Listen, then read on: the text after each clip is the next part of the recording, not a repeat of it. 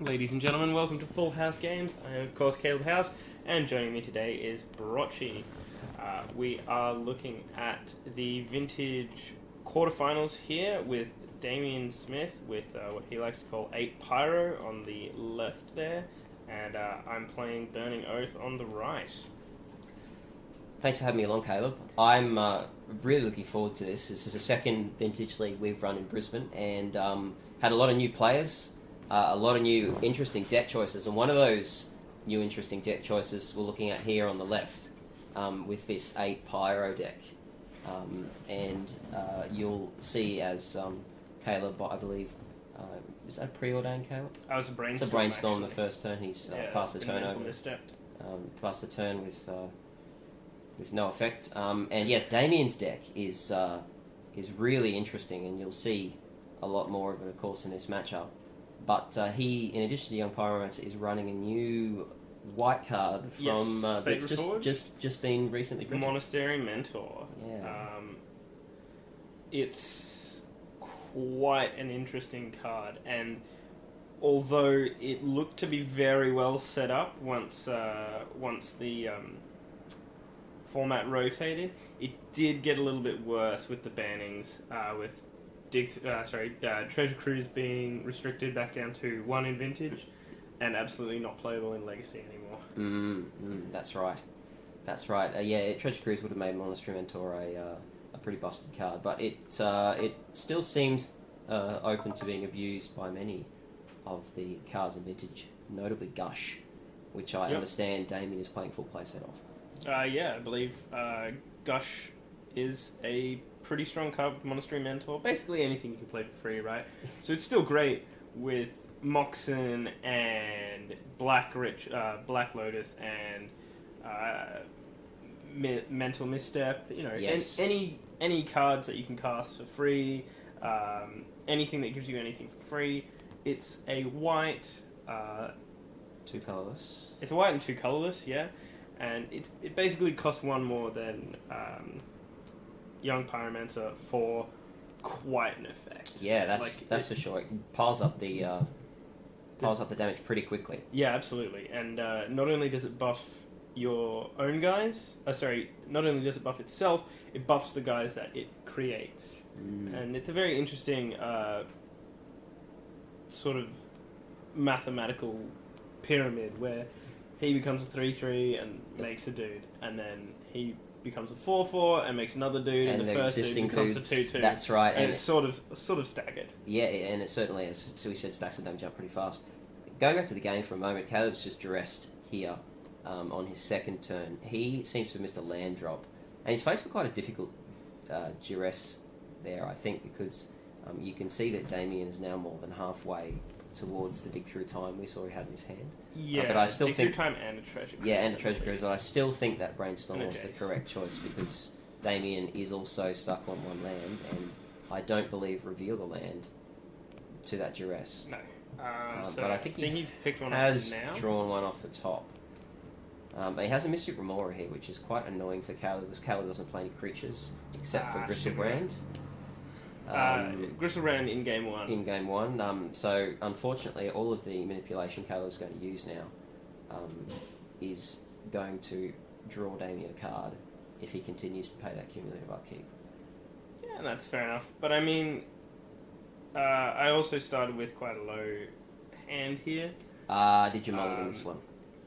I don't think so, but like losing the brainstorm and starting with the duress is... Having him pay for Mystic Remora all the time is sort of okay, as I can just get a feel out and... I would agree because, I mean, he's going to stop you with counter spells. Yeah. And if he's tapped out from paying his upkeep cost for Mystic Remora, that's good for you. Yeah, absolutely. And I'm just checking out my sideboard there because I like doing it. Yes. Well, your deck's quite reliant on the sideboard, I understand. Yeah, 4 Burning Wishes and just knowing what I... Like, looking at cards that are in play and seeing, you know, what I should or shouldn't be sideboarding in. Couple of decisions in this format, I guess you could call Brisbane Vintage League, where where it's it's a bit incestuous in that we had Josh Archer win last year with, last time Last league, with yes, with Dirty Mud. Dirty Mud, and so I am actually running a main deck Ancient Grudge. Right. For that reason. And because you also knew that Todd Thompson, another person in the top 8, was going to be on Mud as well. Yeah, so 2 top 8 players. I thought, I might as well main deck 1 Ancient Grudge, and it also deals with Grafdigger's Cage if it does so come up. Yeah, which is difficult for you because it cuts off the Yogg will win, and that's a very effective win for you. Oh, absolutely. But I feel as though Storm, just drawing a lot of cards is also quite effective. Yep, hey, Yawgmoth's bargain on a 7/7 life-thinking creature. Can't go too wrong with that. Yeah. Grizzlebrand, I owe a lot to him. Yeah, that's right. And in a pinch, he's a 7/7 lifelinker with flying, so Yeah, you can always sure. just kill someone by swinging. For sure. So Damien's made his 3rd land drop here, and taking his time to make his next play. He's going to preordain, though. Mm-hmm. And it sees a young Pyromancer, and I believe that's a mana drain. I think it's a Force, actually. Force of Will, sorry. The new Judge. No, not Judge. He's going to take the young I know he's taking the Force of Will. So he's now counterspelled up to stop anything Caleb is going to do. Did he have a Spell Pierce in his hand as well? I can't remember. I can spot one. I'm not quite sure. In any event, Caleb's still stuck on 2 land and hasn't taken hasn't seemingly been able to draw any mana rocks. Although, is that a defense grid? Yeah. Is that a main deck defense grid? Yeah. Goodness me. Well, Goodness me, and this should eat a Force, I would imagine. Yeah.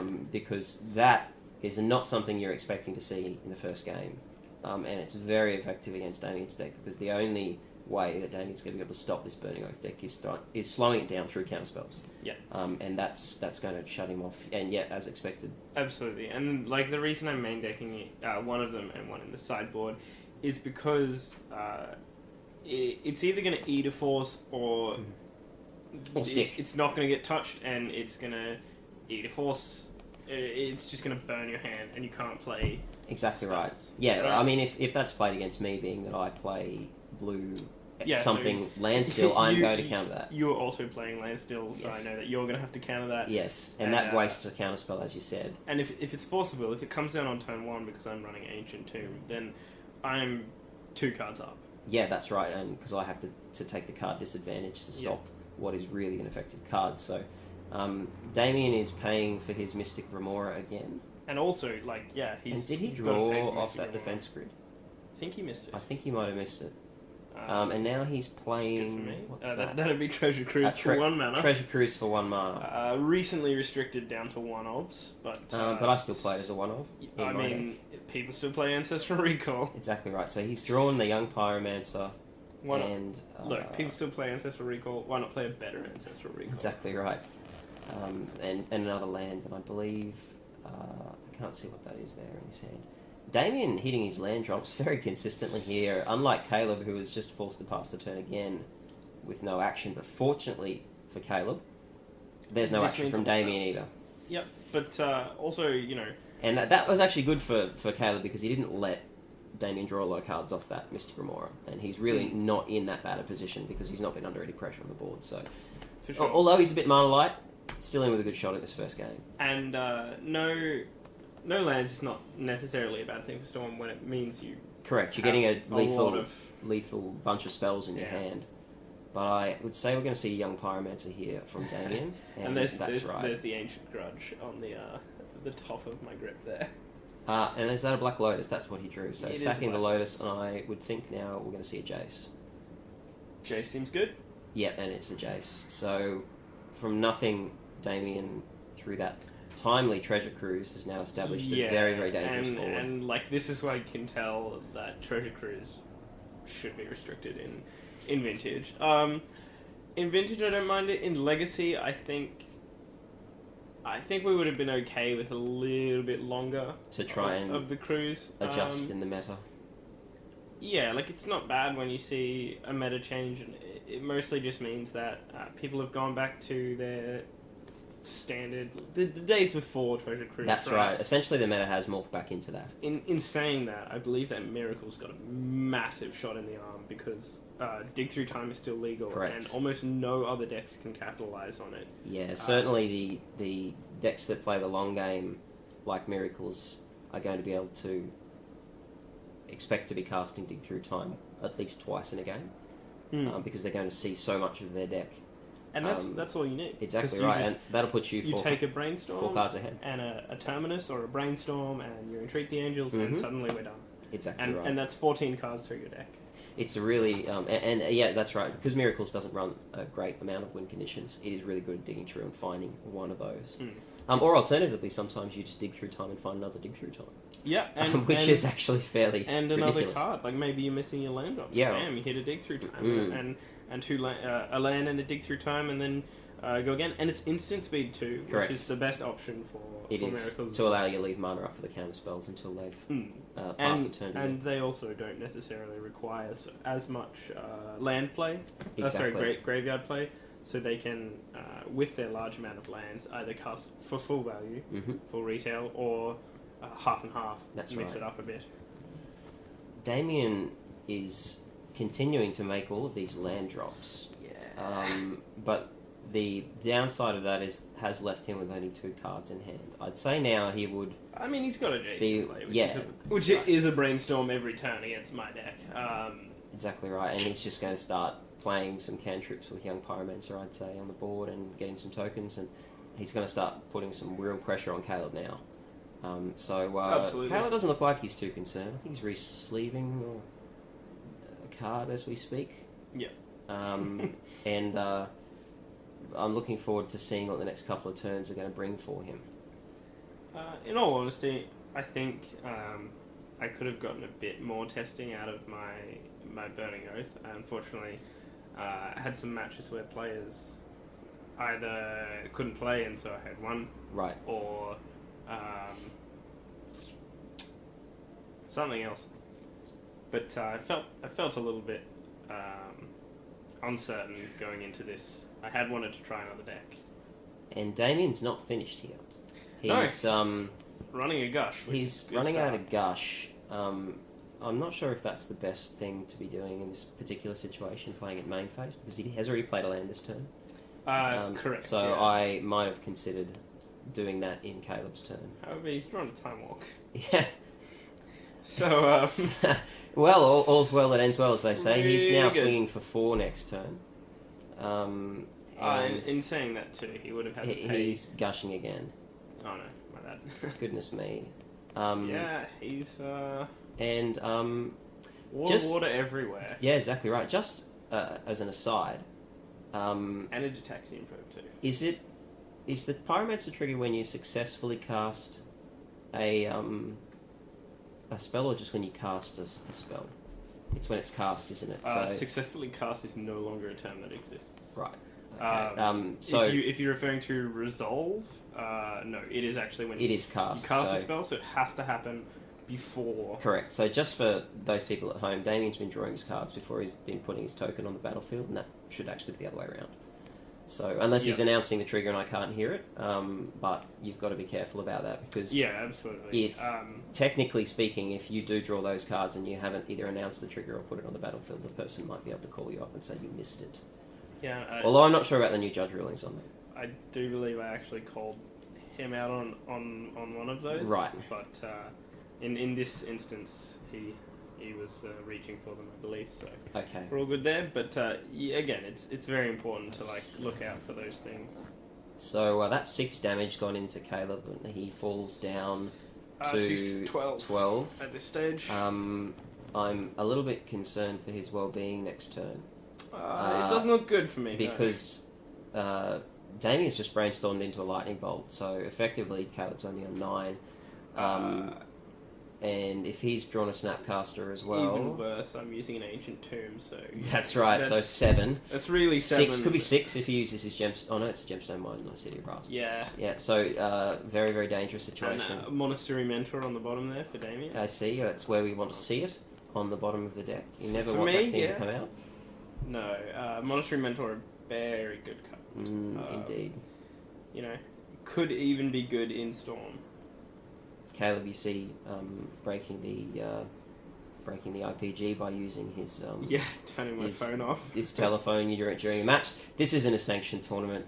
For Is, those however, watching, Vintage League is 75 card proxy. Yep. We want to make the format as accessible as possible to everyone in Brisbane. Absolutely. We've got heaps of people who have actually got power now. I'd say we've probably got about 10 people in Brisbane who have power. Yeah. And power enough to play a fully non-proxy deck. But there are lots of people out there who are partially powered, who have full legacy decks they've adapted to Vintage, who have partial legacy decks they've adapted to Vintage. So like Damien, I believe almost all of his deck is proxy. So all of my deck is proxy. There you go. Including the islands. Mostly because I get access to the sweet Vintage Masters art. Yes. That's on a lot of these cards. And also because while I own some of these cards, it's easier for me to proxy them. Because you can just keep the deck together all the time. Yeah, exactly. Of course. And in saying that, that sort of bleeds into the other effect of Brisbane Vintage League allows you to swap your deck every week. Exactly right. So you can usually Vintage League's 8 rounds, and you can play 8 different decks, one different deck every round. Mm-hmm. And then if you make top 8, however, you do have to pick You one are deck locked for in. the entire top 8. Correct. Another interesting thing about Vintage League is that we do not allow the opponents to view deck lists during the top 8, so you are still going in blind. So you really have to make sure that your deck is very well balanced and tuned to the expected meta. Caleb is finally making a move. He's casting an Oath of Druids, taking some more pain. So as we said, yep. I mean, this is sort he's of going down. That's not an Oath of Druids, by the way. That's it's not. Oh, it's a Gaze Blessing. Sorry, I got a bit ahead of myself. That's all right. It's in the deck because I understand that you do draw a card when you play it. Yeah. So playing to my outs here, as it were. You did. I think you're getting a bit desperate when you're hard casting a Gaze Blessing, that's for sure. Gaze Blessing in Oath, for those who haven't played much of the deck, is to ensure that you don't deck yourself with your own Oath, because you can trigger the Gaze Blessing, and then it shuffles your graveyard into your library. It's also quite useful for that regenerative effect if you are, say, have all your oaths, your wishes in the graveyard. Exactly right. Or if a specific card has gone to the graveyard and you can't win without it, you can mill your library and rebuy your library essentially. And start again. Yeah. So it's a really good card. And of course you can hard cast it into pinch like Caleb was doing here. Yeah, well, I mean, I need a card to go off and it's Storm, so you only need one card to go off. I'm just trying to work out what that Lotus Petal is still doing on the battlefield. Actually, I think it should be poor planning. should be in the graveyard, because I understand that you tap that to cast the Gaze Blessing. Tap and sacrifice. Yes, so it should be shuffled in the graveyard. So correct. Vintage is a format where there's so much going on that you might not remember a lot of things like Lotus Petals needing to be sacrificed, but there he goes. So that should have properly been shuffled in, but well, it's 3 target cards, so I didn't actually target. Right. The Lotus Sorry Petal. about that. It only shuffles if you target it. If you target it, or if Guy's Blessing is but milled from the graveyard. Into that wasn't much of a fight from Caleb. I don't think his deck really gave him what he needed in that game. No, I think probably keeping too many lands. Not enough lands in the start. And did you relying on a brainstorm? Yeah, I was about to say maybe you could have run the duress out first. Yeah, I think I top decked that. Okay, right. No, that makes sense. But yeah, that's always probably a better option. I am a bit more of a greedy player. And I must say, for those who are watching, a brainstorm off of 1 land without a fetch land is in Legacy known as greedy. Because it's not the optimal play. Really, you want to be saving your brainstorms for A, when you've got a fetch land, you can shuffle away 2 superfluous cards you don't need, or B, you're digging for a counter spell to stop a spell you really need to prevent hitting the battlefield. So absolutely. Caleb would have, I think, expected, correct me if I'm wrong, that he might have won that first game, because Burning Oath is a very strong pre-board deck, and there's a lot of hate that people can bring in for it.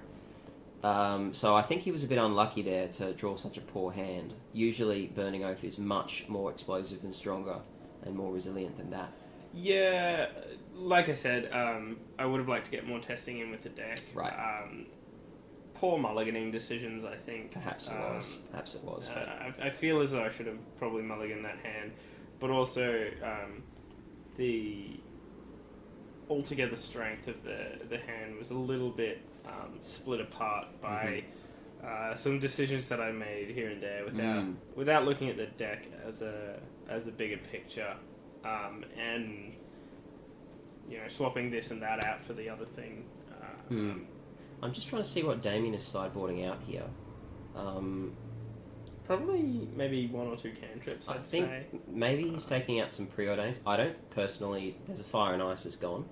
Yeah, I don't mind taking out Fire and Ice. I would probably be taking out the Jaces, to be honest with you. Yeah. Jaces would go... I would leave the preordains in because it's important to be able to try and find your hate cards, and they also have the added effect of allowing you to trigger your Monastery Mentor and your Young Pyromancer. Yeah, for sure. So he's taken out 4 cards there. Yeah. So so probably bringing in some Graph Digger's Cage. And maybe some more counter spells if he's got any, maybe some Red Blast or something like that. Yep. Red Blast not as effective because I'm only running... Correct. You're not running an immensely amount of blue spells, excuse me. What did you board in this matchup, Caleb? Right, so Gaia's Blessing comes out. Okay. And Laboratory Maniac comes in. Oh, interesting. And Leyline of the Void comes in. Is that to combat his... The cruisers, yeah. All the crews cruise and dig through time. Okay, that's a strange sideboard choice, I think. Saw both of them. It's for dredge. I mean, against this particular deck, I probably wouldn't have been bothered with it. Well, there's a couple dead cards that I can just take straight out.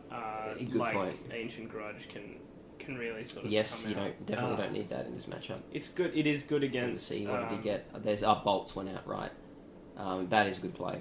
You don't really need them in this matchup. Yeah, much rather a counterspell. It's also good when I bring in Lab Maniac. Yeah, exactly right. I don't know if he took out all these bolts. I only saw 2 there. No, and I think he's still got Sword Splashers anyway because of Gristle. For the Gristle Brand. It's good against Grizzlebrand and it's good against... And I think you might be getting deck checked here. We are getting deck checked here.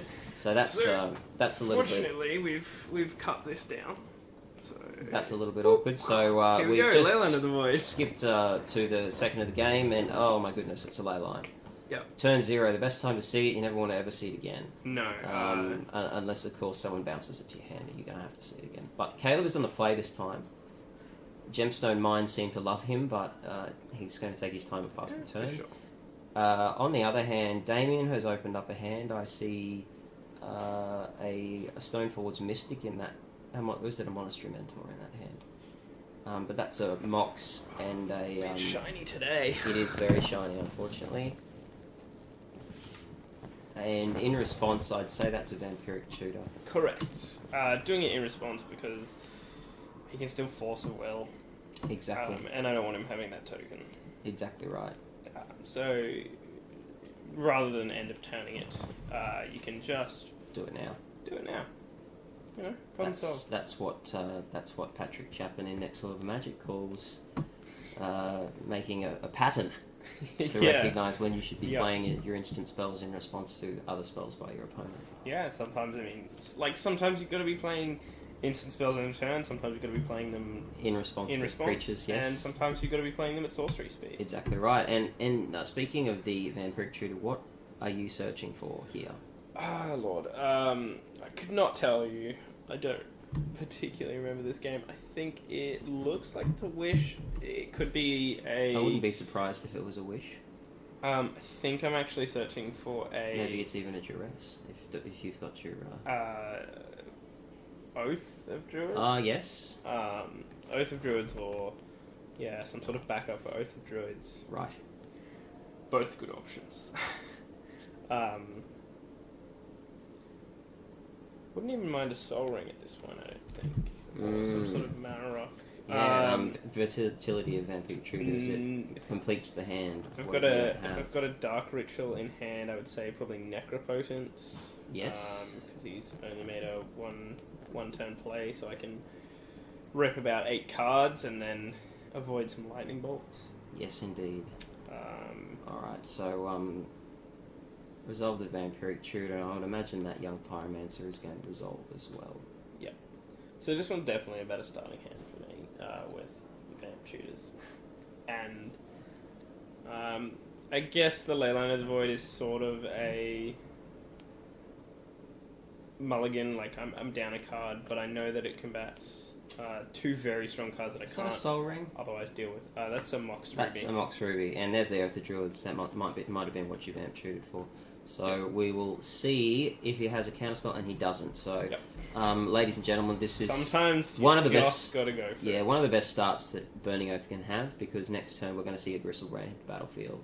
Yeah. Unless he has some sort something of poor hate, happens hate and card. I get a Lab Maniac. Exactly right. That might not be ideal, but Lab Maniac's still a 2/2. It is still a 2/2. Contrary to most people, I don't actually take the Gristlebrand out because even if they play Grafdigger's Cage, I can still like riffle into those. Yeah, so here it is. So resolving and then putting it in. Yeah. So you got to make sure that you put it in first. That's right, because the trigger goes on the stack. Correct. How it plays, you cast the spell, and then when you wouldn't have priority, the trigger goes on the stack. You've got to make sure you don't touch your deck before you have announced that trigger and resolved it, because then you could be considered as missing it. I get this one, even though having a little bit of a look, and I see a Windfall, a Past in Flames, and another Mox there. Yep. That's not a Past in Flames. You that's don't run not Past in Flames. That's not a Past in Flames? No, it's Dark. Oh, it's a Dark Ritual. Right, sorry about that. That's alright. So that's a really quite a good hand.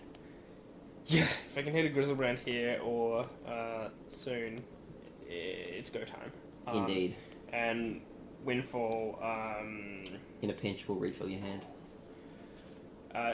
Is it infinitely better with Grizzlebrand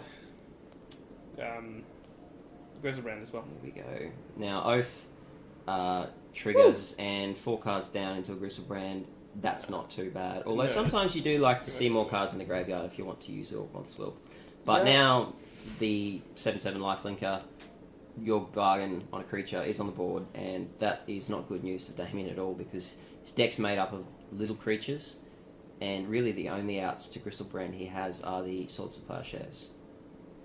Yeah, and unfortunately no white mana, so even if he does have a Swords of Plowshares, he can't cast it. So Caleb immediately drawing 7 cards. Life is irrelevant at this point because I had a bit of a think, and I decided that I've taken 2 damage so far. So that's what have we got here. That's a Mox Jet. Mm-hmm. And Jet into. And there's a Ritual. So this is Burning Oath, misstep. Yep. Correctly identifying the trigger.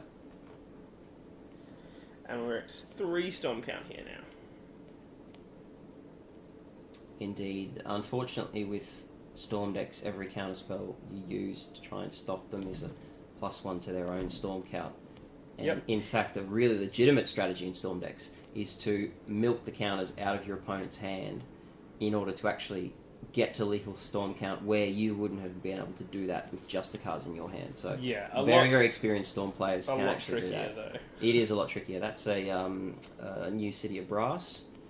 Yes, Mana Confluence. That's the one. Standard legal and much better because you can't be ported to death with your own City of Brass. Yeah, true. But I'm running 2. That's a duress. I would expect that Damien would have liked to have had 2 islands so he could use that Gush. He hasn't, however, and I would expect that he is going to lose the Gush.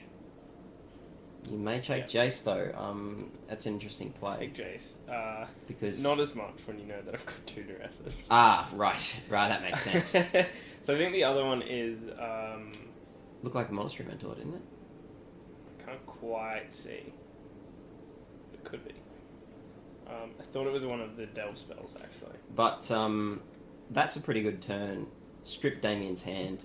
7/7 Flying Lifelinker with Yawgmoth's Bargain on it. And also... Caleb's in a pretty good position here. Yeah, also because he... has an extra creature, I can trigger Oath again. Okay, and we get to trigger Oath again here. This time, hopefully hitting a Lab Maniac, but could potentially hit the second Grizzlebrand that I'm running.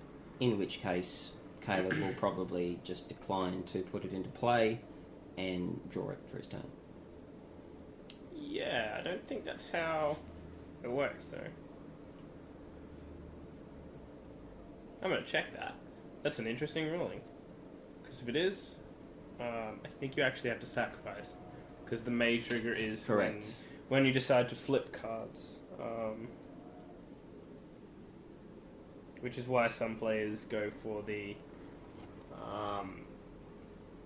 option such as last Vintage League, we saw Dan King running RSD Oath. Yes, yeah, the Demon. bug control version of Oath.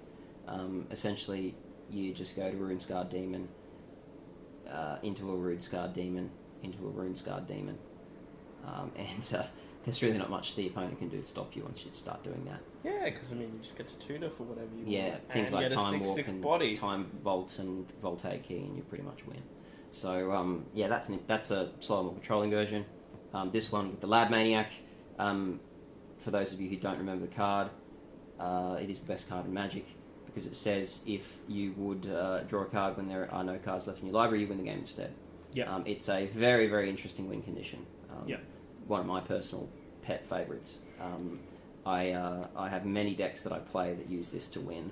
A very in good Legacy. Dredge too. Yes, there is a version of Dredge in Got Vintage that wins. absolutely stomped by Nick playing Laboratory Maniac Dredge. Is that the fully powered Dredge version as well? Not quite sure, No. but he did very well with it. Bazaar of Baghdad is a great card. It is. Oh, speaking of Bazaar of Baghdad, while it's not been unbanned in Legacy, we do have World Gorge Dragon back in. We do, yes. Going back to the other Eternal format for a moment, World Gorger opens up some interesting options for combos. However, since it has been on hiatus, there's been a lot of really good graveyard hate printed. So I'm looking forward to seeing how effective or ineffective it's going to be. Yep, for sure. And just to ensure that he can't ever trigger Oath, we've got oh goodness, I've totally forgotten the name of it now. Forbidden Orchard. Ah. And we're getting pretty close to a low library, so I think at this point I'm tossing up whether I should just Windfall for the win. AKA Windfall. Yes. Made slightly better with the fact that I've got Grizzled Brand and can activate it, but made a lot worse by the fact that he has an unknown card which could be a Lightning Bolt. Yeah, indeed. We know that he took a couple out, and it's just a Swords to Plowshares, but it's still a bit risky. If you find another duress, though, that's a moot point. If I find another duress, we're all sold. Because he either has to bolt straight away, which means that either my Lab Maniac survives, or... He's got 10 cards left in the library there. Yeah. And still on a healthy enough life total that I can go, whatever, Black Lotus. She'll be right. And that is a Demonic Tutor. Yep. I'd be interested to see if you're not going to try and pull the Second Brisbane brand out of your library. Or if you only got one in there now. No, there'll be another one in there, but I think I'm just going for it this turn with the Windfall. I've sort of decided on that pattern of play, so probably fetching a duress to just check and make sure that that's alright. Do you run Gitaxian Probe in this list? I believe so. Okay. I believe there's one or two, but they shouldn't have come out, but yeah. Maybe it's totally up for review. Mm-hmm. Cutting a library of 10 cards is quite fun. That's very unusual.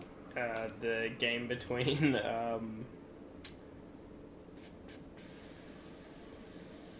high type Felix Longmore. Yes. Had 3 cards left in her library and chases for a bunch, and the dude was like, "Oh, I'm still gonna cut it anyway." Yeah, in Legacy, I regularly ask my opponents to cut 2 cards libraries, because I usually, when I'm playing Omnitel Into the Infinite, and then Research and Development Lab Maniac from my sideboard into my library, which only makes it 2 cards. So I shuffle them around a couple of times and give it to my opponent for cut, which is always entertaining. In any event, did you just time walk there? No, Demonic Tutor, and then I'm tapping mana to consider what I'm doing. Yes, okay, so there's a ritual. Yep, ritual off the Lotus mana left over.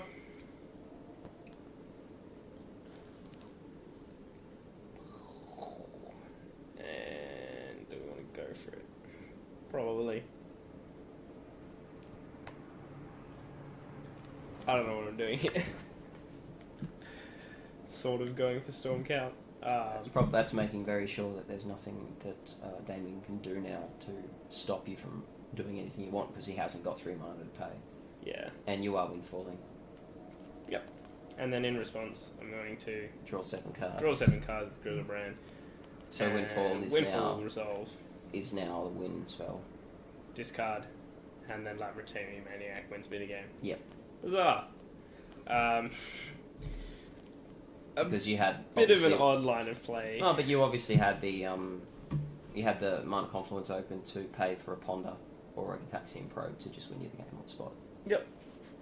Or alternatively, the Windfall was going to win you the game because you didn't have enough cards in your library to draw the required amount, of course. Yeah. So let's see what Damien is going to do with his sideboard. There goes the remaining bolts.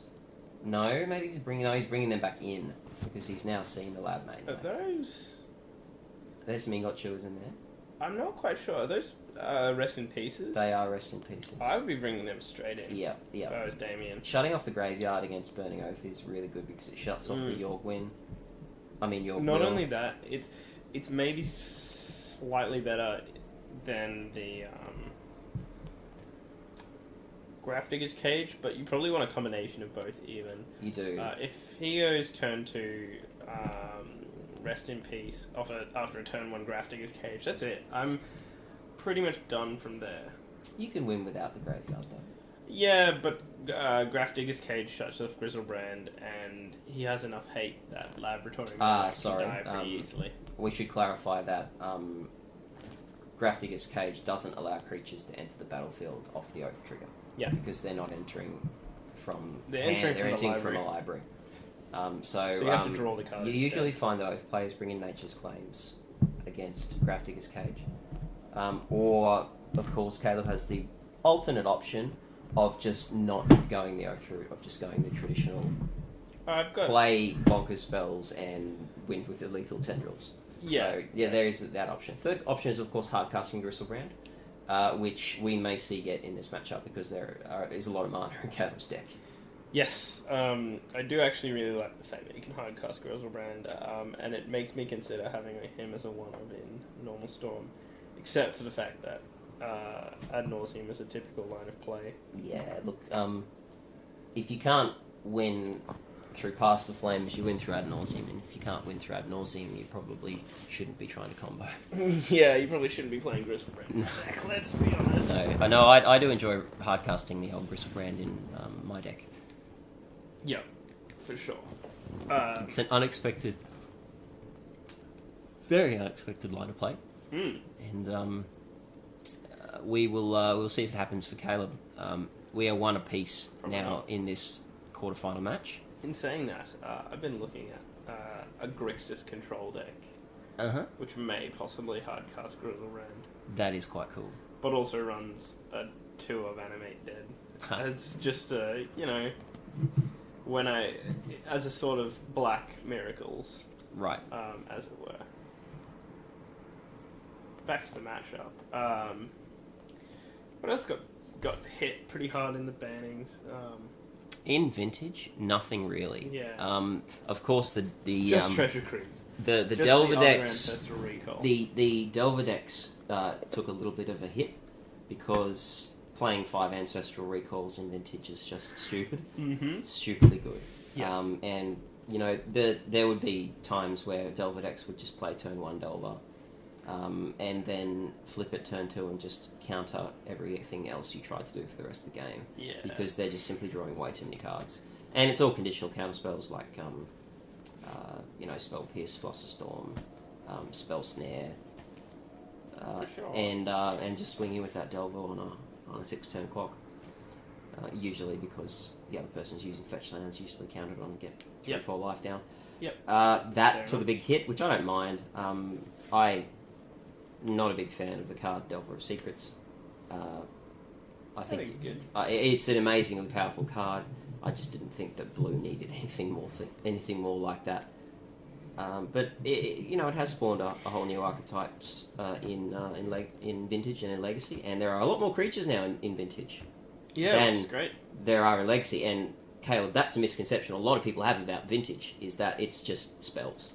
But nowadays, there are a lot of creature decks. Yeah, I had a very big misconception about Legacy and Vintage before I started playing them, in that they were, oh, it's turn 0, I win. Oh, I didn't win on turn 0. Oh, well, I guess my opponent's going to win on turn 0. That's right, and when you start playing Vintage, you realise that people aren't actually winning on turn 1 and 2 very much at all. Because what you've got that's powerful is counterpointed by what the opponent has got that is ridiculously powerful. And a lot of people, once they start playing Vintage, find out that it's actually a very, very interactive, strategic and skillful format, and just fall in love with it, as Caleb has, of course. Yeah, absolutely. I just got around to buying my first Legacy deck quite recently, and that's certainly not a deck that wins on turn 1 or 2, that's for sure. No, Cloud Post, typically wants to be playing in turns 6, 7, 9, even. Exactly right, and however, having said that, it can win on turn 4, I believe, because you can hard cast a Primeval Titan on turn 3, and then get enough get enough land to hardcast an Emrakul with infinite turns on turn 4, can't you? I believe one game I was playing against Belle Evans, and turn 1 she suspended an Ancestral Vision, and I said, I'm going to kill you before you get that off suspend, and I did. Wow. Because it was 2 Eldrazi and all Cloud Posts in my hand. Right. Which is not very good, but I knew she wasn't playing Wasteland, so... Exactly right, so you just went for it. Yeah. Yeah, so although there is ridiculous stuff happens in the formats, they're very interactive and skillful, and the games do go very long when people are well matched against each other. And in Vintage, creature decks include Delver, which typically comes in a couple of colours. Bug Delver, which is usually Deathrite Charm and Delver of Secrets, Dark Confident. Maybe a few Tarmogoyfs, and then a lot of control and discard and some abrupt case. Blue-red Delver, which is again typically Delver, Young Pyromancer, and cantripping for days. Yeah, lots of cantripping. Damien's deck is a creature deck. Damien is doesn't play Delver, I don't believe. 8 Pyro. Yeah, this is what he's called it. Yeah, so he's emitted Delver, but he's running Young Pyromancer and then Monastery Mentor. I think he might have a Delver in there, but it's. I think there's only like 1 or 2. All right. I don't know. Possibly that he just hasn't seen them in the games. He is running quite a high spell count, so I wouldn't fault him for. No, it's certainly good probabilities of it flipping. Other creature decks in the format are the Dark Times deck, which has Deathrite Shamans. Which beats you in the face with a 20/20? Yes, Dark Times is a deck that attempts to win through the Marit Lage token using the combination of Thespian Stage and Dark Depths, but it also runs Vampire Hexmage, so you've got multiple ways of triggering that token. So you're looking at Deathrite Shaman, Dark Confident, Vampire Hexmage, and then lots of Rituals, Thoughtseizers, Duresses, etc., etc. And you've also got the old temporal thing. No, I've lost it. You're talking about Leyline of the Void and Helm of Obedience? No, the land combo. Thespian Stage and Dark Depths. Yes, that's the creature that comes into play and finishes the game. Actually, speaking of Thespian Stage, yes, I was a little bit upset that they released that in Ravnica and not Theros. Why is that? Because Thespian Stage is where Greek plays are held, and I thought it was a bit. They could have maybe waited a month and then had a slightly more flavour in Theros. That's a really good point. But it means we got a month more of making 2020 tokens for 2 cards 2 mana in an uncounterable way. Yeah, So- mostly. I mean, you Mostly. can Wasteland or Strip Mine it. You can, but that's possible.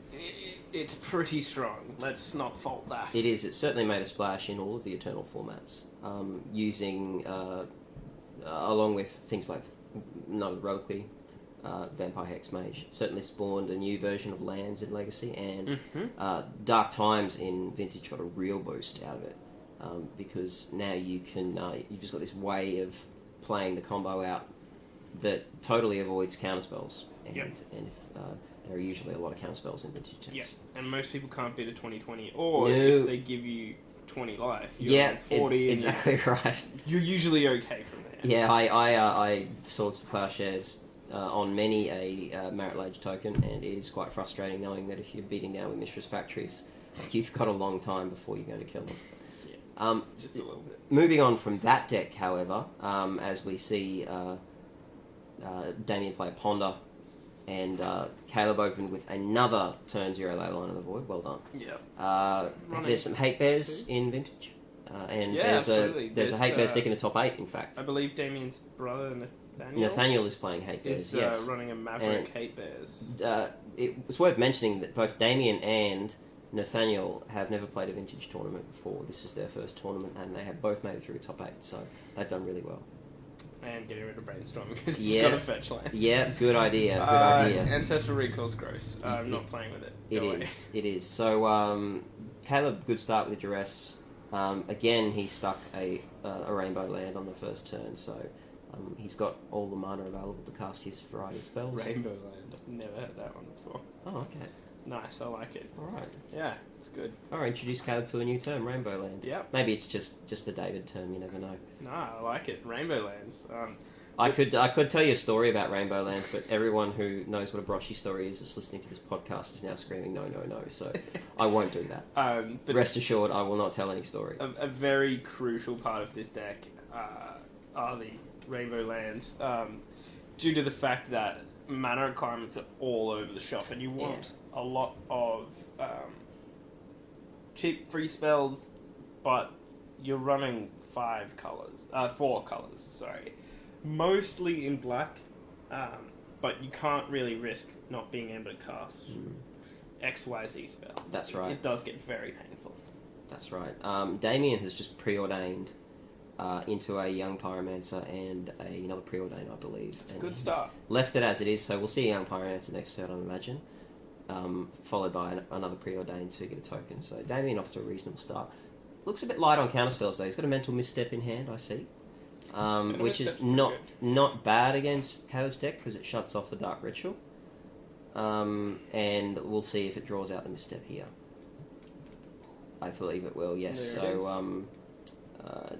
Damien probably wishing he'd had that Young Pyromancer on the board already. He's played a lot of 1 CMC spells, then he would have had a lot of tokens. But in any event, he will now play his 3rd land and a Young Pyromancer. Yep. He actually has a Gush in hand as well, so he's got some card draw there and an ability to trigger the Young Pyromancer. Interesting too that he didn't pay for the. He paid 2 life for the Misstep. The Misstep instead of paying the mana for the Misstep. Yeah. Maybe he was holding up, representing another counterspell, or I don't know why he'd be doing that because you don't run your own counterspells. Yep.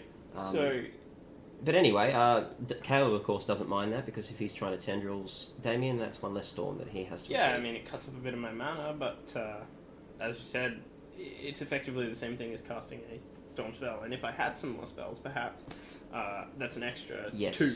That is exactly right.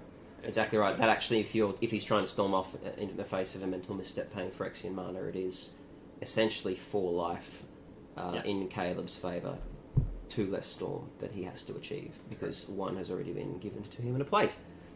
Yeah. So Damien, I think, is dry on counterspells now, so he is probably going to be gushing in response to anything Caleb does next turn to try and draw into a Force or a Spell Pierce or a Flusterstorm. Which is not, bad, necessarily. He does also have 3 mana, which means Mysteric Monastery Mentor is a threat. Not yet, though. There's the Young Pyromancer. Is live. And I'd say we'll be seeing the Preordain here. Yeah, another Preordain's not bad. But it effectively means that he's gushing Did he play land this turn? He Yes. has played a land Yeah, this so turn. he's got to be gushing into a Force of Will. He does, yes. Yeah, and stopping And, himself. and a blue card just as well, in because time. he's only got one card in hand. True. So, Which is- high probability of doing that in this deck. But, Gosh. you know. So yeah. Yeah. Now bit he's risky. drawn... Oh, no. Yeah. He's drawn. He's not a blue card, it doesn't look like. I think it is a Mox of some description. He's considering the gush now, which is probably... There's a interesting book written by Stephen Menendian of Team Mean Deck called Understanding Gush, and it's literally all about playing Gush. And his theory is you shouldn't be gushing before turn 3, because the good thing about Gush is you can actually virtually decrease the amount of land you need, because what you can do is you can gush and then play a land for your turn. In a way, is that a Grafdigger's Cage? That's tough for Caleb. Yeah, for sure. Because that now shuts off his oath. So we'll have to see what he can do from here. He's got a fistful of cards there, though. Things. But nothing at all. He's just passed a turn back. No Hey, land. you mana light again. Yeah. Ooh. Yeah. Let's not discuss these things. Yeah, I'm sorry. And there's the gush at end of turn, and that was expected. He's floating some mana too, which is...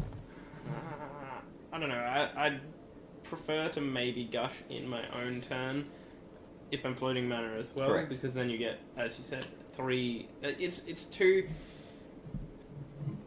free mana plus an extra land drop plus... Yeah. There are some really... Gush is a very powerful card. Yeah. And that is shown by the fact that it's been restricted and unrestricted and restricted and unrestricted in Vintage. So for a long time, people couldn't make their minds up about whether it should be off the table or on the table as a 4 of. That's how powerful it is. We've got it at the moment, and Damien's making good use of it. Caleb is, meanwhile, not making good use of anything at the moment. He's passed the turn again. I'm surprised. And Taking 6 attempts. he did discard there in the cleanup Burning step. Wish. It's Burning Wish or an Ancient Grove, That so is these are my red cards. that is terrible. Or Wheel of Fortune. And this double Grafdigger's Cage. Oh, I think yeah. this game might be over for Caleb. Look, I'm playing Storm. I can clutch it. Yes, that's right. It's never over. Unless I see a land coming out of your hand at this point, though, I fear for your safety, mate. Nah, I can play Mox. All right. But now Caleb is sitting on a grip of 4. Mm-hmm. I see a blue card in there. I believe that is a Force. There's a Mox. I don't expect that'll draw any reaction from Damien. Green Mox too. Yeah, well, the worst Mox. Although in this deck it's good because you can play Oath with it. Mox Pearl is worse. No. Mox Pearl is worse in this deck. In this deck, you are correct. Mostly because Mox Pearl actually doesn't supply mana for any of my spells except colourless. Correct. And that was probably the most exciting turn of this game from Caleb. He played a Mox and passed the turn. Oh yeah. If one was to argue about that, you'd probably say turn 0 was because it was ley line. But there comes another 5 damage. Alright. And more land. Gotta go off, yeah. That's fine. No worries. The answer is... I think the issue here is hitting all the mana and none of the go. Was sort of what happened. And none of it's a variety of coloured mana as well. So that sort of sticks you with another issue of, well, you can't really do anything here. Do you run Preordain in this deck? Oh, one of, yeah. One of, right. There's a couple of odd cantrips here and there. Mm-hmm. I would have thought you'd probably max on Preordain, given that it's a combo deck and you want to assemble a good hand. Yeah, I think the issue mostly that I came across was colours, and the fact that my colours are so spread out. Right. What's that there? Chrome Mox. A Chrome Mox, right. And what will you imprint? Let's see. Grizzlebrand. Alright. Yep. Yeah, called it. So now a Mox Jet, effectively. Yeah. And let's see what's Stone going on counts here. too. What are we going to land? Is that a Thoughtseize? No, it's Cabal Ritual. Cabal Ritual. Not a very good one too. No, because no there's threshold, not unfortunately. Threshold active. Wheel of Fortune. So here we go. Black mana floating. We're wheeling here. Black mana floating. Wheeling and dealing. Damien is looking at his hand. If he's got no counter spells, this is probably a good time for him to see if he can draw into one, because both players draw 7 cards now, and while Caleb could draw gas, so could Damien. Yeah. But I've only got 1 mana floating, and it's yes. black. And so he needs to have hit mana here. I see there's a land in his hand there. Yep. But I see that there is perhaps a Force of Will in Damien's.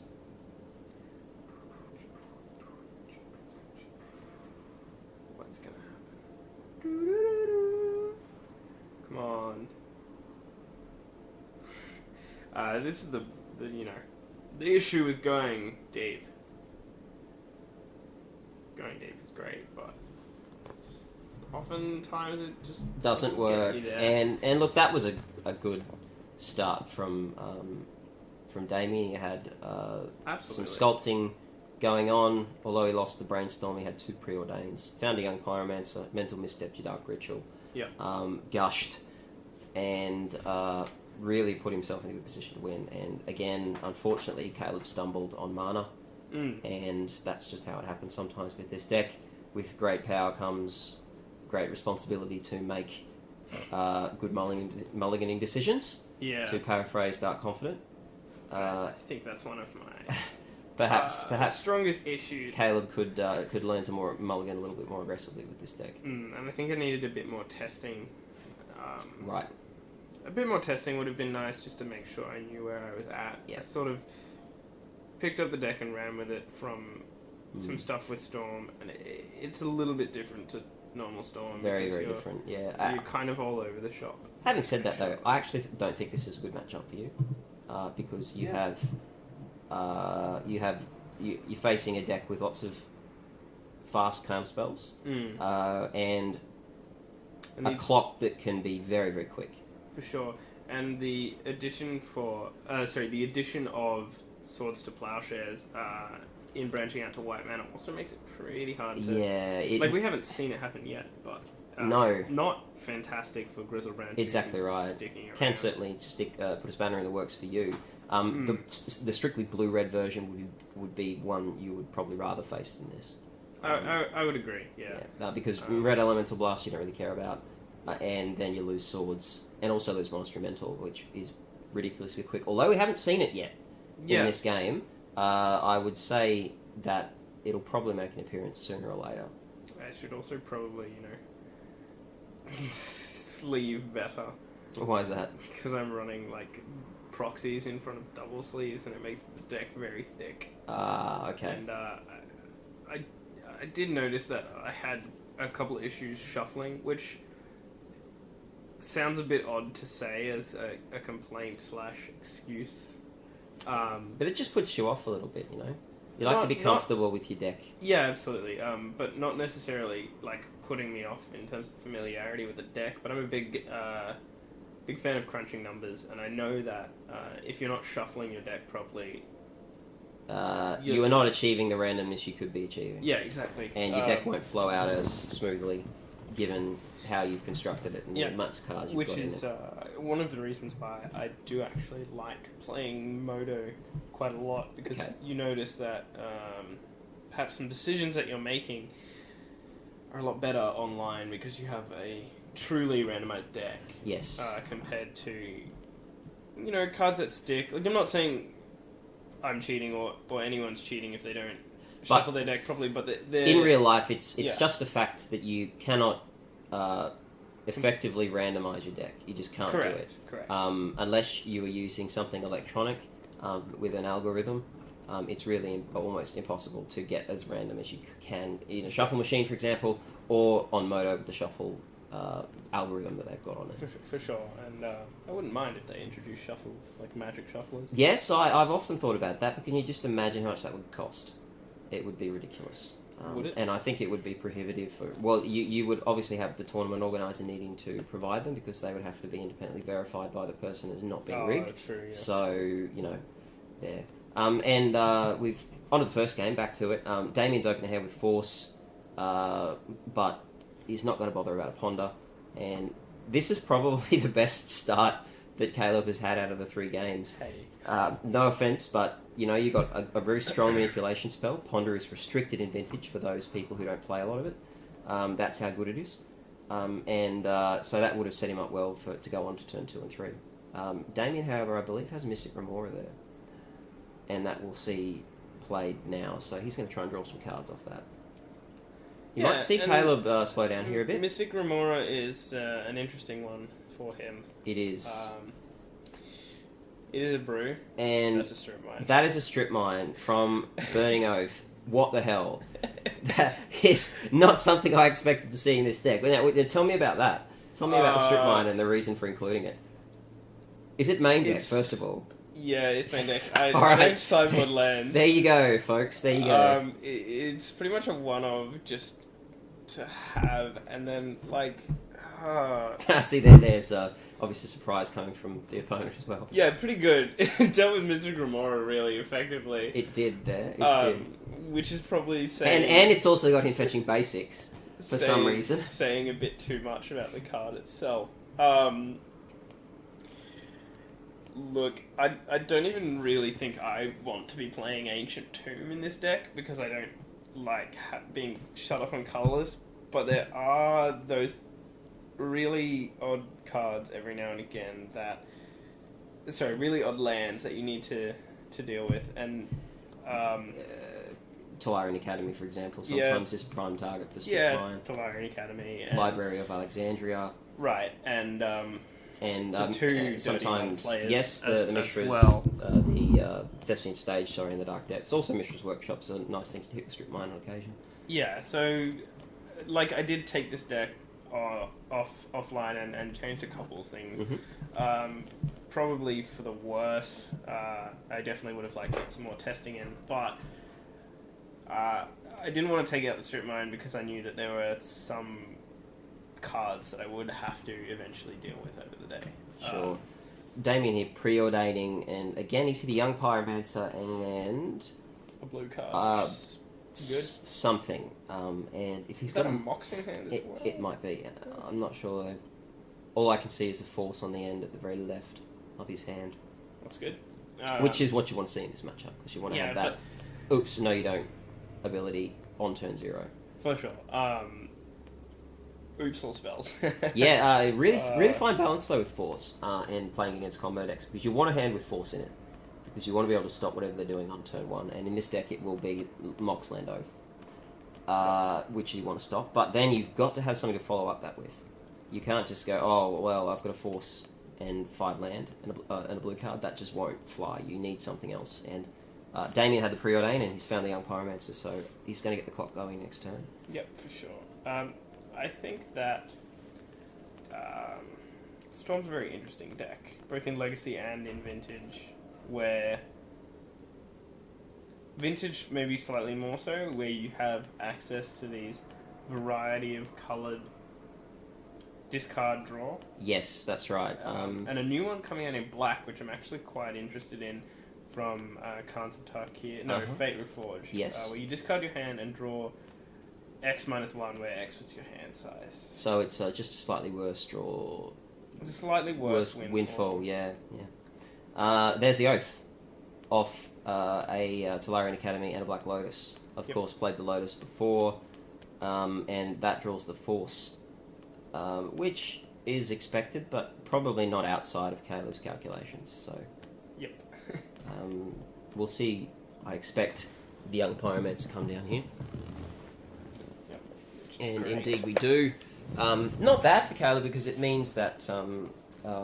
it did mean that he was tapped out, but he's not. He's got a Scalding Tarn there, so maybe he's got a Spell Piercer or Flusterstorm in hand. Caleb, however, has 1, 2, 3, 4, 6 mana available to him at the moment. Yeah, and I got a pretty hefty hand too, and which is something this you want. Could be... there we go. Oh, it's number 2. No, it's number 2. Well, when you can't succeed at first, try again, they say, and this Oath sneaks through. Yep. And it will trigger next turn because of the young Pyromancer, that's good. Yep, and there's no way for him to stop that too, because you can't bolt your own Pyromancer, I'll let you have the creature. That's a very good point. It's not a May effect. All he's going to do is just play another young Pyromancer. Speaking of tactics against Oath, Oath is a really difficult thing to play around because we haven't seen it yet, but Caleb has got a full set of Forbidden Orchards in there, and that's a rainbow land that gives the other player a 1/1 spirit token, which is useless without Oath, but great with Oath, because it allows you to trigger Oath as early as you turn 2. Dealing with that token, that is killing your own token, is a really good way to deal with Oath. And you can do that by lightning bolting it, Swords to Plowshares, engineered explosives, and a myriad of other ways. Unfortunately, Caleb has hit his Loud Maniac off the Oath. Yeah, and then seeing the extra card underneath. So we have Ming, our lovely head judge for this event. Yes, who's kindly come along to help us out with judging one of the hardest formats to judge. Yeah. So the ruling is that because Caleb saw that card, he's going to shuffle his library, and I believe that he will get a warning for that. But easily resolved, and the game will continue. 3 warnings is a game loss, and in the meantime, Damien is just going to take a look at what exactly is going to my graveyard here, and the answer is quite a lot. Indeed, I don't see any. I see a Windfall there. I see the Pedal. There are some. Okay, I wonder if he's got a Burning Wish in his hand, because if he did, might be interesting here. Yeah. Might be interesting, because if he can Burning Wish for Yorgswell, then we can replay the Lotus, the Pedal, and then might be able to go a little crazy here. For sure. So let's see what Caleb can play out of his hand. He hasn't got the mana to play that line out, though, because he would have to sack the Lotus for red for the Wish, and he wouldn't have any black for the Yorgwill, so it depends on what we draw. Maybe he can have... he's had another land, or another Mox. You get to draw after your... Did you just forget to draw? Did I? Maybe. I think you may have forgotten to draw off. That's awkward. It is. So there's Dark Ritual. That's the black mana, but now has no access to the red mana. We don't need no stinking red mana. Alright, you've heard it from the man. That there is... It's not a memory jar, is it? No, that's a mana vault. A mana vault. A mana vault, okay. So there's more colourless, and also now has more blue. Yep. So we're now on to... I'd say... Bam! Grizzlebrand. There's the hardcast Grizzlebrand. So... That's not a damn bad play at all. No. Facing down 2 creatures, and the fact is that your Oath will still trigger because you are still having on the board less creatures than your opponent. So Caleb immediately proceeds to draw 7 cards. I see that you've got another Ritual there. Have you got any mana floating? I don't believe you do. No, but I haven't played a land. No, or hit any mana rocks. You really haven't hit many mana rocks this game. No, and this match at all. I think that was another side effect of having this very sticky sort of deck. Due to the fact that I double sleeved and then proxied it. Right. And then after the tournament, I had noticed that a couple of my sleeves were starting to tear. So I'd like to maybe have some proxies done up, or just sleeve behind lands and stuff for the next event to make a smoother experience. And check that out to see, because I do find I do always attempt to de-split my cards and scratch off any sweat that I put on them. All that. Yeah, it sounds weird to make a complaint about that, but you got to be comfortable when you're playing the game. So you should always try to be dressed in comfortable clothing, have your deck in the way you like it, have your playmat and your board set up the way you like it. So these things are all important, and they're all make you more comfortable, and the more comfortable you are, you better you'll play. Yeah, ultimately, you're supposed to be having fun when you play this game. So. Exactly right. And now Caleb's about to have a bit of fun with a duress. Yep. In response, Damien's cracking a fetch land. Yep. He may be brainstorming something away that he doesn't want to get taken, or he might be misstepping. I'm not sure. And I think with only 2 cards in hand, if he's got a land left over, this is a pretty good decision due to the fact that I can't take a land with the duress. Yep. So if you're going to lose the card anyway and you can cast it, you might as well. Exactly right, and you get to see 3 cards deeper into your deck that you especially otherwise. if it is something like Brainstorm. However, in this case, I'm going to shuffle this deck. Yeah, so that's one of the downsides to having such a large proxy event, and one of the reasons why you should buy power. Yes, indeed. Yeah, I would highly encourage the power. That's why he's a bolt on practiced. Lab Maniac is That's good, right? not bad, but there's still a Gristle Brand on the board, and the duress is going to be resolving. But now my Oath is definitely going to stay in play. That's exactly right. I'm probably not going to trigger it in all actuality because, well, I get to keep Grizzlebrand in play or lose Grizzlebrand. Yeah, so you decide. You see this matchup hinges greatly on whether Caleb can get a Grizzlebrand into play. You see in the games he does that, he is immediately favoured to win. If he doesn't, you see that Damien is just romping away with it. And honestly, I think I made some poor decisions with sideboarding Laboratory Maniac in this format. Particular matchup. Even though it's something that I can still cast and it is a big threat, Damien has too many answers to it. Whereas if I was playing against something like Mud which has no answers to Dirty Mud, yeah, they have no answers to it aside from I'll play Grafdigger's Cage and then I just take out all the Grizzlebrands and just run the Lab Maniac. That's right. The Lab Maniac line. And it's a bit of a gotcha for them. Yeah, indeed. On turn 2, winning the game. Yep, that's exactly right. So, in Caleb's turn now, he's drawn a card, he's got a fistful of cards now. Yeah. I'd imagine he's just going to swing with the Grizzlebrand and draw some more cards and try to win. Yeah, if I can... I think I'm on 9 or 10 at this point, and... There's the defense crit again. That's been showing up with regularity and has really... 2 of them after sideboard is...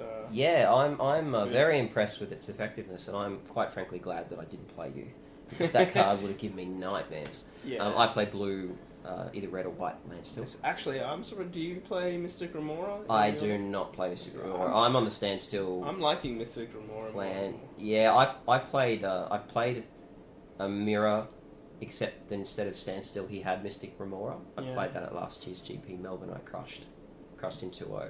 It wasn't hard. I think that in terms of power level, I think standstill is way above Mystic Remora. Oh, I agree, but I think maybe you want like a one of or could be an option or something. Certainly a good card. I think it becomes much better as a deterrent when you combine it with standstill as well. Yeah, that's certainly right. Since you are just, I think that. I think that Damien just swung there. Well, Grizzlebrand is tapped out, so since he can't block in the air, might as well. He's racing a losing race there though, because 5 damage versus 7 damage. 6 damage actually. 2, 3, 4, and 5. Technically 7. The fact that Grizzlebrand has lifelink is what's keeping my head above water. Yeah. But where's his 6 damage coming from? Well, he has 2 young Pyromancers. Oh, is there 2 young Pyromancer tokens? Sorry, I thought there was and 1 Pyromancer. And the 7th point of damage is coming from that mana vault. Yes. And we're just going to tendrils here for like 2. And that's it. So Storm there you count go. 2, bam, that's all you need. Hardcast tendrils. And that takes us to all.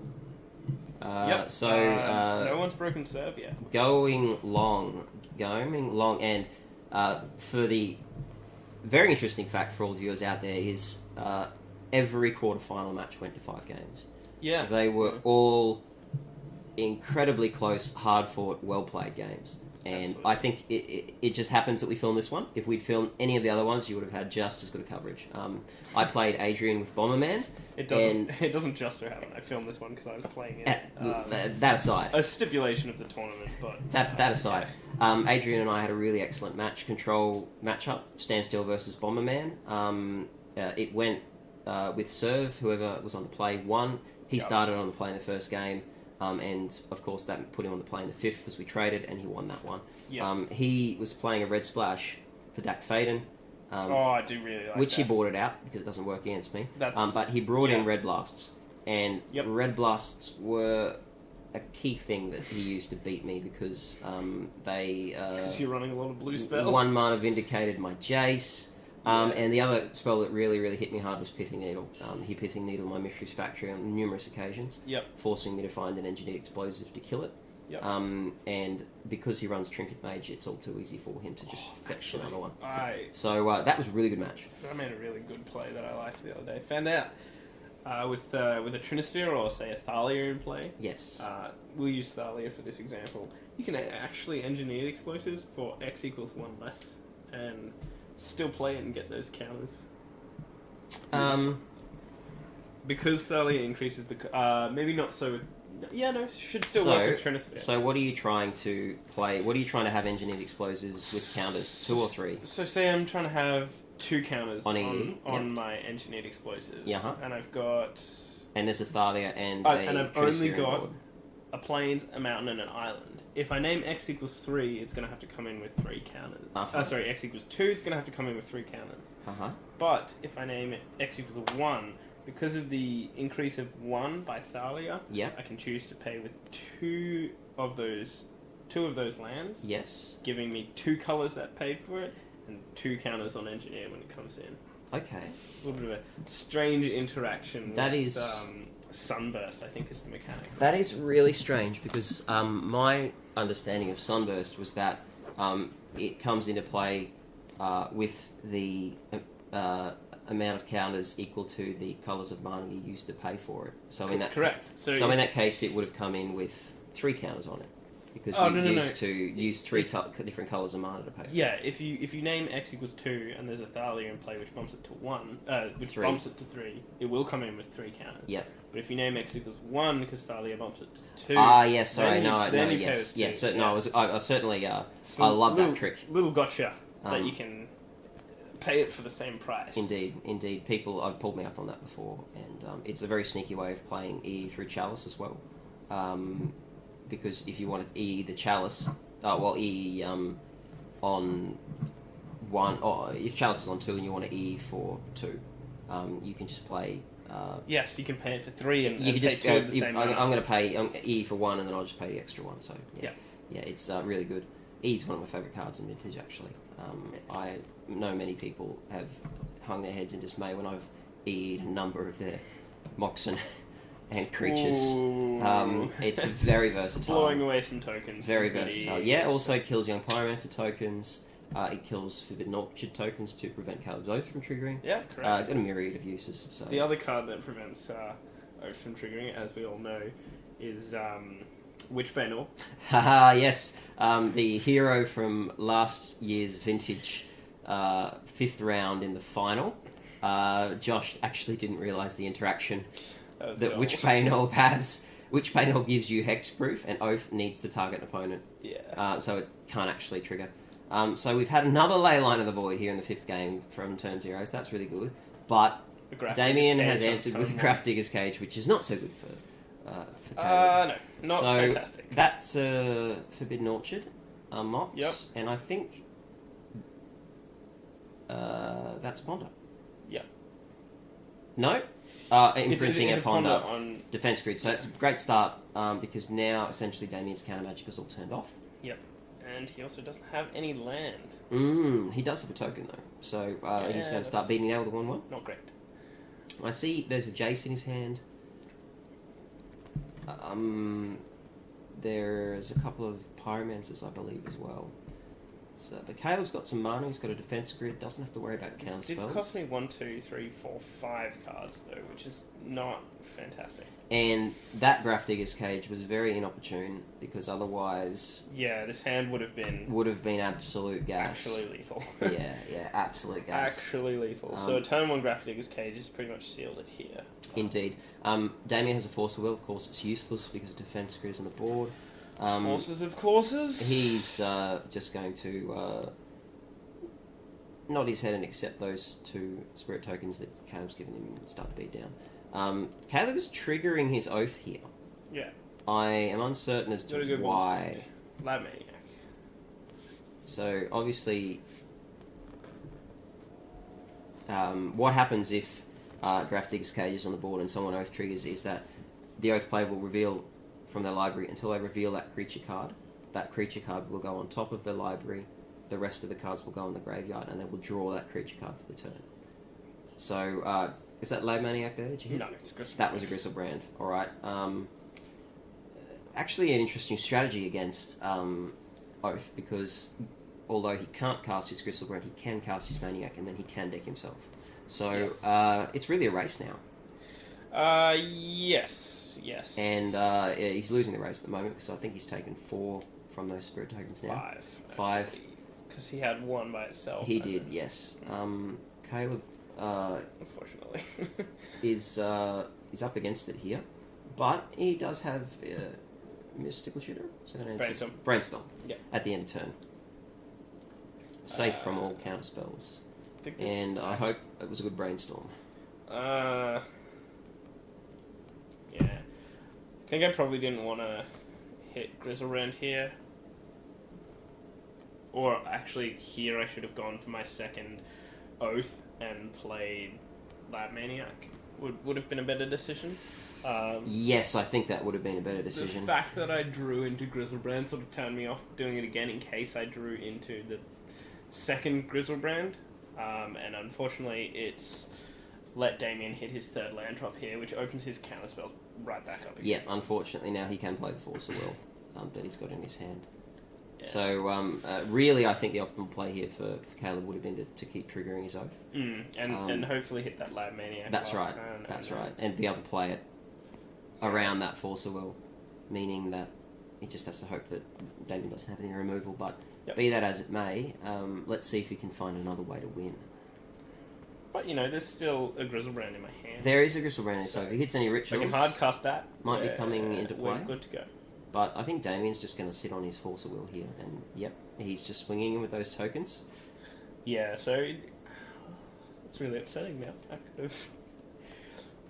could have triggered Oath and gotten that one in, but instead opting for the Brainstorm seems to have definitely been a worse line of play, especially with a second Force of Will there. Yeah, that's right. Now Caleb is going to be hard pressed to resolve anything, and there's a Lightning Bolt too.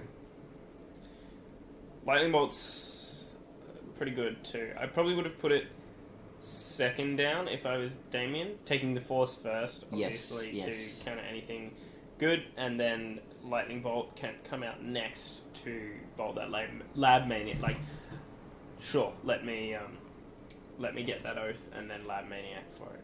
Burning Wish. So gives Damien another token. Unfortunately, that's going to be the Force of Will. Burning Wishing for... Pyroclasm, I'd imagine. No.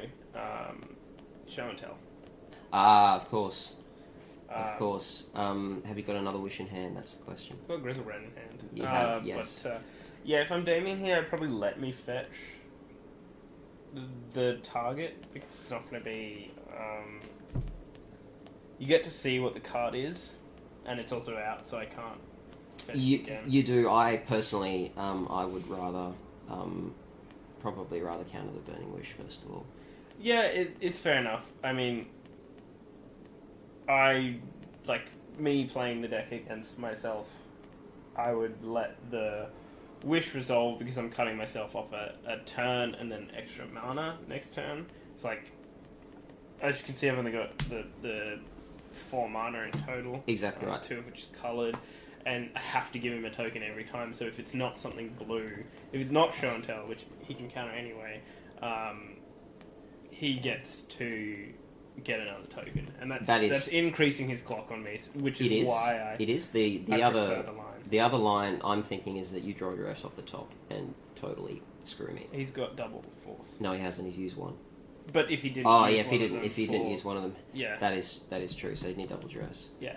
So interesting. Yeah. Going triggering Oath again. Yeah, this is way too late for me now. To be triggering Oath, I should have done it 3 or 4 turns earlier.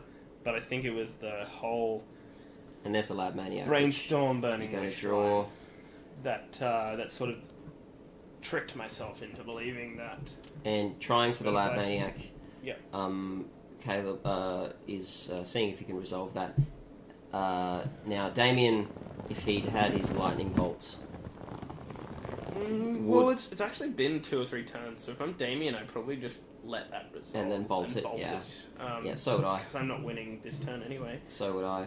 Anyway, that is... that's a play that we can see from here, of course, playing vintage in real life is a lot more Yeah, stressful. yeah. You have no Like- idea how stressful this format is if you haven't played it before. Like, your, look how- your brain is screaming. Absolutely, and look how cluttered the board state Yeah, is too. and It's all of not these powerful interactions and easily cards and represented. possibilities that you just can't you can't know what it's like until you've actually experienced it. for sure, and it's a great experience too. It like, is. It is. Definitely come on down to the next Brisbane Vintage League. It's great fun. And here is the first time Monastery Mentor. Oh, absolutely. We didn't get to see quite how powerful it could be, but But a Black Lotus. a is Black gonna, Lotus you know, is going to put a prowess be decent and a token in, so that's pretty good. for sure. For sure. And Damien's got 2 young Pyromancers in his hand now, probably killing for a Brainstorm. Get rid of those. But I think that might be enough on the I board think you now. maybe even just want the 2 young Pyromancers, so you just cast both of them and then prowess away. That's a good point. Um, More tokens for Damien. yeah. And I Dark think Ritual. we might be going for a hardcast Dark Crystal Ritual. Brand here. Dark Yes, Ritual, we are. Dark Ritual. Double Dark Ritual. Going deep, boys. All the 5 black mana in pool. All the Black Barney needs to 5 black mana in pool. slam 2 that colourless, Crystal 1 Brand. blue. Whoomp. Ba-da-da-dum. So we love seeing the hardcast Crystal Brand, but I think it may be too little too late here. Because that's a pretty Yes. ominous board, and I would say that Damien might try to swing through here for lethal. I'm in agreement. So 1, 2, 3, 4, 5, 6, 7, including the Monastery Mentor, plus any prowess triggers he gets is not looking good. But this is something you don't do often in Vintage, this is combat math. Yeah. Not much, not heaps of creature combat in Vintage. Usually a lot of often. counterspell and stack management. Yeah, not often. Not you much see, math like this. Not often you see Grizzlebrand on the defense either. No, exactly right. Usually you're going to town with him and drawing lots of cards. But one of the weaknesses of Burning Oath is if you're at low life, Grizzlebrand can be a bit difficult to use, and you've got to be very, very strategic in how you use him at this point. So Damien is going to play another Monastery Mentor. Pulling Another out all one. the stops here. So he's going to try and go over the top of Grizzlebrand, building up for a lethal Lot of attack. creatures. Caleb's got to go into the tank here, I think, because he's For sure. wondering There's if about probably 10 more cards in my library, so Lab Maniac can be pretty good right now. he just realised that he's not allowed to reorder his library, so he's just picking all these cards back up, putting them back where they were. Yeah. So I'm not exactly the best at sticking to the rules in terms of like, whoops, I did this fiddly thing. Crap. Yeah, I'm really poor at like library management and knocking over cards and stuff.